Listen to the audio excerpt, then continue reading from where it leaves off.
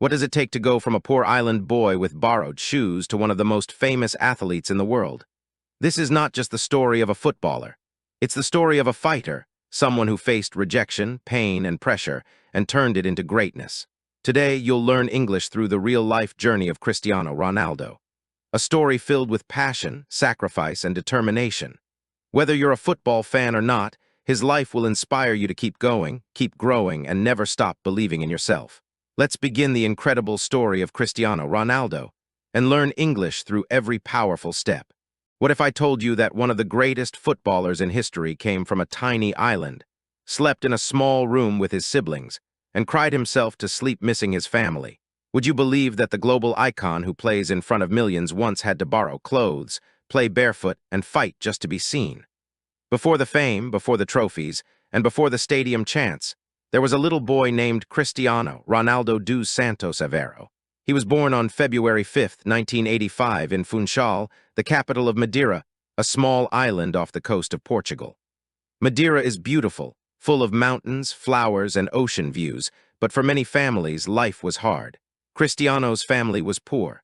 His father, José Diniz Aveiro, worked as a gardener, and his mother, Maria Dolores, was a cook and cleaner. They worked long hours to feed their children, and money was always tight. Cristiano was the youngest of 4 children, and he shared a small room with his brother and sisters. The house was basic. There was no luxury, only love, noise, and struggle. From a young age, Cristiano was different. He was full of energy, never stopped moving, and always wanted a football at his feet. His neighbors would see him playing in the streets, kicking a ball made of rags or plastic bottles. He didn't need shoes or a real field, just space, a ball, and the desire to play. He would practice for hours, even in the rain. Football was his escape, his passion, and his purpose. At school, he wasn't the best student and often found it hard to concentrate. Teachers would call him out for being distracted, but when it came to football, no one could match his focus. He played with kids older and stronger than him. They tried to push him around, but he ran faster, tried harder, and never gave up. His father worked at a local football club called Andorinha, which became Cristiano's first team. He joined at the age of 7, and even then, coaches noticed something special. He had speed, skill, and a strong will. Though small in size, he played without fear. He hated losing and always wanted to play more. If his team lost, he cried. If he missed a goal, he practiced until he could score again. At the age of 10, he moved to a bigger club on the island, National. The level was higher, but Cristiano rose to the challenge and began to stand out in every match. People started talking about the boy from Madeira who played like someone twice his age. Scouts from mainland Portugal began to hear his name. Soon, he was invited for a trial at one of the biggest clubs in the country, Sporting Lisbon. It was a huge opportunity, but it came with a cost. At just 12 years old, Cristiano had to leave his home, his family, and everything familiar. He would move to the mainland to live at the sporting academy. Most kids would be excited, but Cristiano was scared. He loved his family deeply and was especially close to his mother. The idea of living far away in a city he didn't know, with people he didn't trust, was terrifying. But his mother believed in him and said, "You're going to be something great. You need to go." So with a small bag and a heavy heart, Cristiano boarded the plane to Lisbon. It was his first time flying, and he was just a boy with big dreams trying not to cry in front of strangers. When he arrived, everything felt different: the weather, the language, the people, even the food. He lived in a dormitory with other young players, and the days were long while the nights were lonely. He called home often and cried after every call. The training was intense and the boys were good. Some came from wealthy families and mocked Cristiano's accent, his clothes, and his simple background. But he didn't complain, he trained. He trained harder than anyone else. When others rested, he ran laps. When others laughed, he lifted weights. He wanted to be faster, stronger, better. He wanted to prove that the boy from Madeira deserved to be there, and slowly he began to earn respect. Coaches noticed his progress and teammates began to admire his work ethic. He didn't speak much. He let his feet do the talking. There were setbacks, and there were days he wanted to go home. But every time he felt weak, he remembered his mother's words. He remembered the sacrifices his family made. He reminded himself why he came. Cristiano had talent, but more importantly, he had willpower. And in that lonely dorm room, far from the ocean breeze of Madeira, he made a promise. He would not go back as the same boy. He would return stronger, better, and ready to conquer the world. And that promise would become the foundation of a journey unlike any other. Cristiano's life at the Sporting Lisbon Academy was anything but easy. He was far from home, only 12 years old, and expected to grow up fast. Every day started early, with physical training, classes, and strict routines. There was little time for fun or rest. But while others got tired or distracted, Cristiano stayed focused. He knew why he was there, and he wasn't going to waste the opportunity. He trained like his future depended on it, because it did. He ran faster, jumped higher, and played with a kind of hunger that others couldn't match. He didn't just want to be good. He wanted to be the best. Some days he would sneak into the gym at night when everyone else was asleep. He lifted weights, did extra sprints, and practiced his shots again and again. The coaches began to notice. He was still skinny, still young, but his speed and control with the ball were incredible. He played in youth matches across Portugal, and in every game he made people stop and watch. His footwork, his vision, his determination, it was rare. Cristiano didn't speak much, but his game was loud. Opponents found it hard to keep up with him, and soon everyone was asking the same question. Who is this kid from Madeira? When he was just 16, he started training with Sporting's first team. The club had never promoted someone so young at that level before, but he impressed the senior players with his speed, confidence, and focus. He didn't act like a teenager. He acted like a professional. One coach said, "He trains like every session is the final of the Champions League." Cristiano's big break came during a pre-season friendly match between Sporting Lisbon and one of the top English teams, Manchester United. It was August 2003. The match was supposed to be just a warm-up, but for Cristiano, it became a turning point. He dominated the game. He danced past defenders, delivered precise passes, and left even Manchester United's experienced players confused and frustrated. From the bench, United's manager Sir Alex Ferguson watched carefully. He saw something special in the teenager wearing number 28. After the match, the United players reportedly told Ferguson, "You have to sign him. He destroyed us." Within days, Cristiano Ronaldo was offered a contract. And just like that, he became the first Portuguese player to sign with Manchester United. He was only 18 years old, but his journey was about to go global. Moving to England meant a new country, a new language, and new expectations. The pressure was massive. He was handed the number 7 shirt, the same number worn by legends like George Best, Eric Cantona, and David Beckham. People questioned the decision. Could a teenager really handle that kind of legacy? Cristiano ignored the noise. He focused on his game. He trained harder than anyone. He stayed late after practice. He watched game footage to improve. He began to learn English and adjusted to life in Manchester. The cold weather, the fast football, the intense media, he embraced it all. Critics said he was too flashy, too focused on tricks. But Cristiano was evolving. He listened to advice, studied the game, and improved his decision-making. His coaches saw his growth. His teammates respected his discipline, and fans started to see something more than just a showman. They saw a star. Cristiano scored his first goal for Manchester United just a few weeks into the season. It was only the beginning. He was no longer the skinny boy from Madeira. He was now part of one of the biggest clubs in the world, and he was just getting started. Cristiano Ronaldo's first season at Manchester United was full of surprises. He wasn't just another young player, he was different. Every time he touched the ball, something exciting happened. His speed, his skill, and his fearless attitude made him stand out in every match. But the English Premier League was tough. It was faster, more physical, and more demanding than anything he had faced before. Some defenders tried to intimidate him. They tackled hard, pushed him around, and tested his patience. Cristiano didn't back down. Instead, he got stronger. He spent extra time in the gym. He worked on his balance, his strength, and his endurance. He knew that if he wanted to succeed in England, he had to adapt and fast. He listened closely to Sir Alex Ferguson, Manchester United's legendary manager. Ferguson saw more than just talent in Cristiano. He saw a spark, a hunger, and a rare dedication. Ferguson became more than a coach. He became a mentor, guiding Cristiano through the challenges of English football and life in a foreign country. Cristiano had arrived with flash and flair, but under Ferguson's guidance he matured. He learned when to pass and when to dribble. He learned how to play for the team, not just for himself, and he started scoring a lot.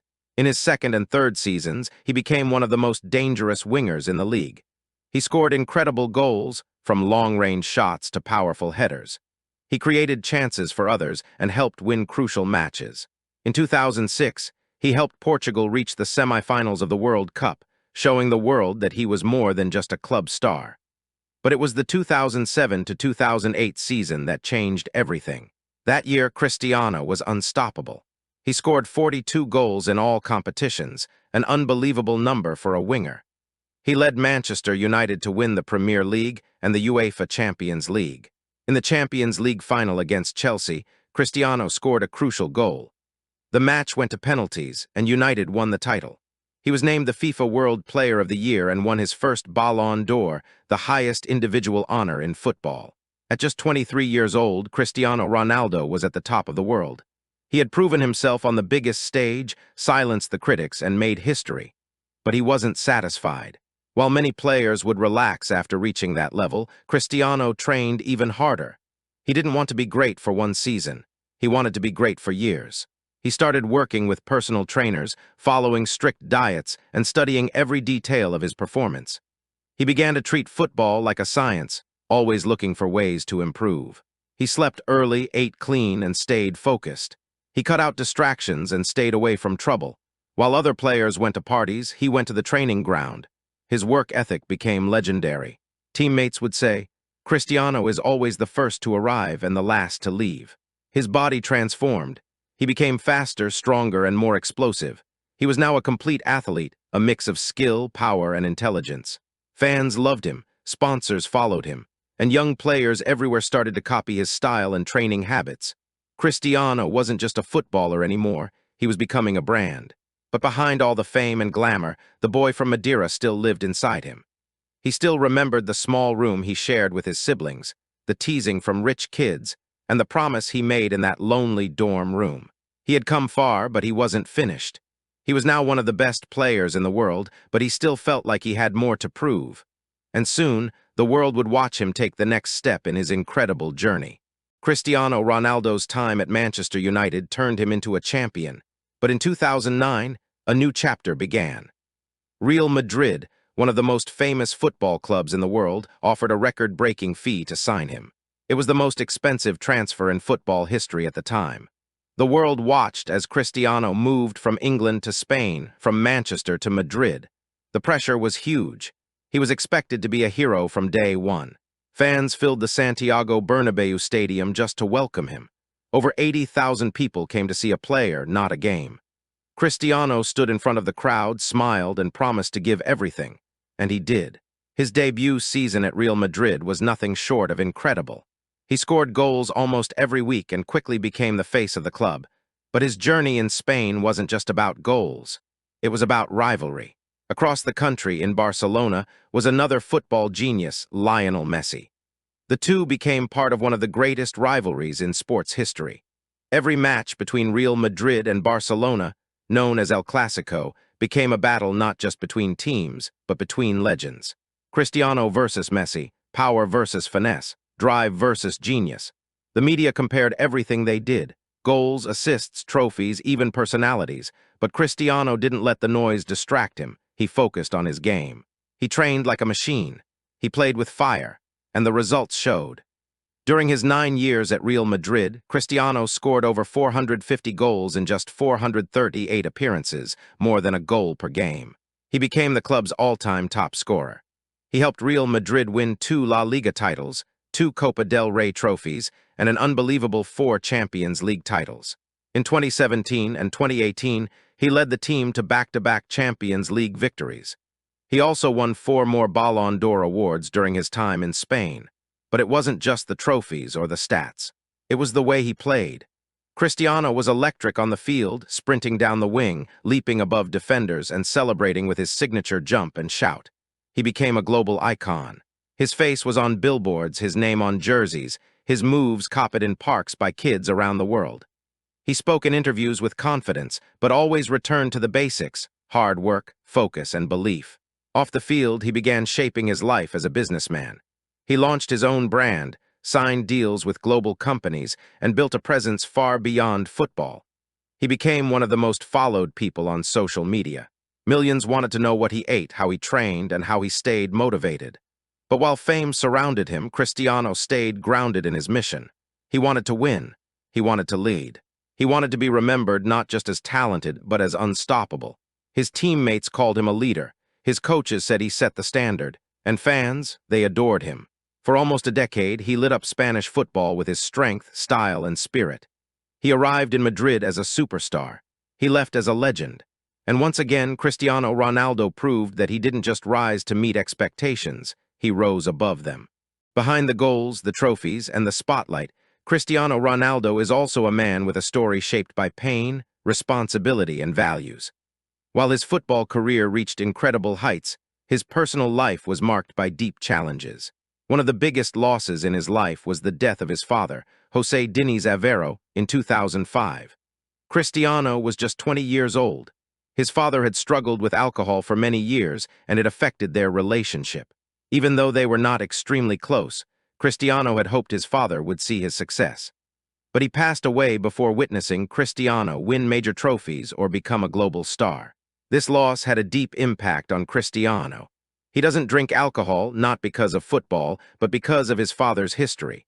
He speaks with emotion when he talks about the pain of losing someone too soon. This experience pushed him to focus even more. It reminded him that time is short and that every moment matters. While many athletes got lost in fame, Cristiano stayed focused. He created a structured life off the pitch. He became known for his discipline, not just in training but in his personal habits. He goes to bed early, follows a strict diet, and surrounds himself with people who support his goals. But he is not only serious and professional. He is also known for his generosity. Over the years, Cristiano has donated millions to children's hospitals, disaster relief funds, and cancer treatment centers. He has paid for surgeries, helped young athletes with financial struggles, and supported education programs. He rarely talks about these acts in public. He believes that true giving doesn't need attention. Those close to him say he is kind, especially to children and fans. On the pitch, he looks fierce and unstoppable, but off it, he often takes time to smile, sign autographs, and show gratitude. One of the strongest parts of his personal life is his connection with his mother, Maria Dolores. He often says, "Everything I am, I owe to her." She worked multiple jobs to support the family and made sure Cristiano had the chance to follow his dream. Today, she often travels with him to games, and they remain very close. Cristiano is also a father. He has children who he loves deeply, and he often shares moments from their life together. He talks about the importance of teaching them discipline, respect, and kindness. He wants his children to understand the value of hard work, not just enjoy the results. Despite his global fame, he protects his family's privacy.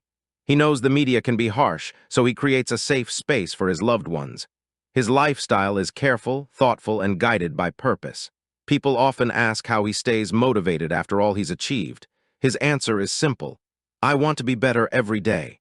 Cristiano sees life as a journey of growth, not just in football, but in mind and character. He reads, he studies other athletes, and he listens to advice. He believes learning never stops. That mindset has helped him stay at the top for more than 2 decades. He is not perfect, and he has faced criticism. But his response is always the same: train harder, stay focused, keep going. Because Cristiano Ronaldo is not just a man of talent.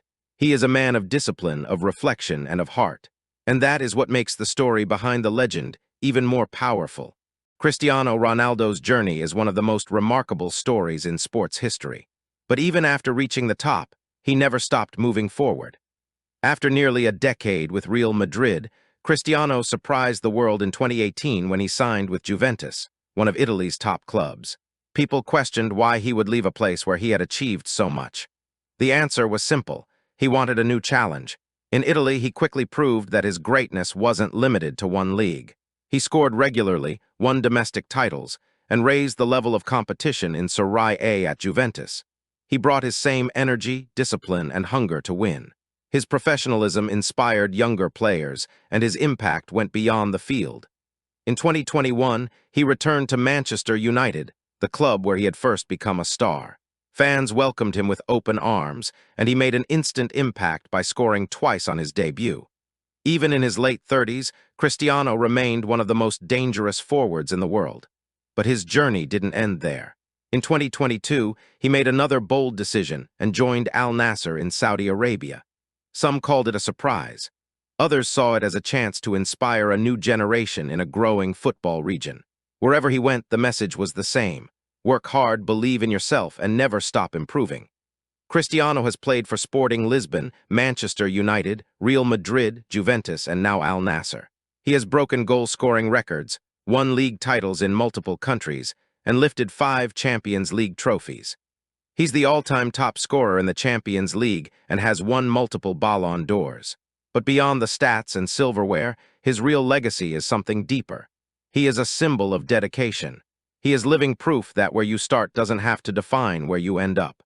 From a small island, through hardship and sacrifice, he built a global name. From a crying 12-year-old in a dorm to a man who inspired millions. Young players today don't just dream of scoring goals, they dream of following the Cristiano path. He changed what it means to be a footballer. He added the mindset of an athlete, the heart of a fighter, and the spirit of a dreamer. Cristiano has shown that success comes from more than talent. It comes from effort, consistency, and a belief that there is always room to grow. Even now, fans around the world watch him not just for what he does on the pitch, but for what he represents. And what he represents is this. No matter your background, your pain, or your fear, if you work hard and never give up, you can build a life greater than your dreams. Cristiano Ronaldo is more than a football player. He is a lesson in perseverance. And his legacy will continue to inspire long after he plays his final match. Cristiano Ronaldo's story teaches us something bigger than football. It shows us that greatness isn't about being born special. It's about working harder than everyone else, every single day. From a small home in Madeira to stadiums around the globe, Cristiano's journey proves that discipline, belief, and effort can take you anywhere. If this story helped you learn English and inspired you to push forward in your own life, don't forget to like, subscribe, and share it with others. And tell us in the comments, what's one goal you're chasing right now? Thank you for watching Lang Fac, where real stories teach real English. See you in the next one.